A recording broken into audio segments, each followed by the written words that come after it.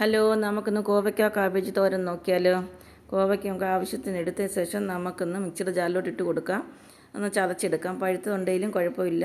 അതിനുശേഷം നമുക്കൊരു പാൻ എടുത്ത് അടുപ്പിൽ വെച്ച് കൊടുക്കാം. കുറച്ച് വെളിച്ചെണ്ണ ഒഴിച്ച് കൊടുക്കാം. വെളിച്ചെണ്ണ ഒഴിച്ചാലാണ് ടേസ്റ്റ്. 1 ടീസ്പൂണ് കടുകും ചെറിയ ജീരകം ഇട്ട് കൊടുക്കാം. കറിവേപ്പിലയും കുറച്ച് ഇട്ട് കൊടുക്കുക. അതിനുശേഷം നമുക്ക് കോവയ്ക്ക ഇട്ട് കൊടുത്ത് നന്നായി ഇളക്കിയെടുക്കണം. ഒരു 3 മിനിറ്റെങ്കിലും ഇളക്കണം. ഇളക്കി നല്ലപോലെ അത് വേവണം, വെന്ത് വരണം. അത് കഴിഞ്ഞ് നമുക്ക് കുറച്ച് കാബേജ് ആഡ് ചെയ്ത് കൊടുക്കാം.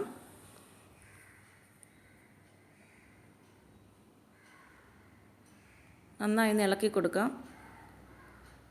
അതൊന്ന് വാടുമ്പോൾ നമുക്ക് ആവശ്യത്തിന് ഉപ്പിട്ട് കൊടുക്കണം. ഇനി നമുക്ക് ഇഞ്ചി വെളുത്തുള്ളി അരിഞ്ഞ് 1 ടീസ്പൂൺ ഇട്ട് കൊടുക്കണം, കാബേജ് ഉള്ളത് കൊണ്ട്. അതിന് ശേഷം നമുക്ക് കുറച്ച് തേങ്ങ എടുക്കണം. 2-3 പച്ചമുളകും ഒരു സവാളയും കൂടെ ഇട്ട് ചതച്ചെടുത്ത് മിക്സ് ചെയ്ത് കൊടുക്കുക.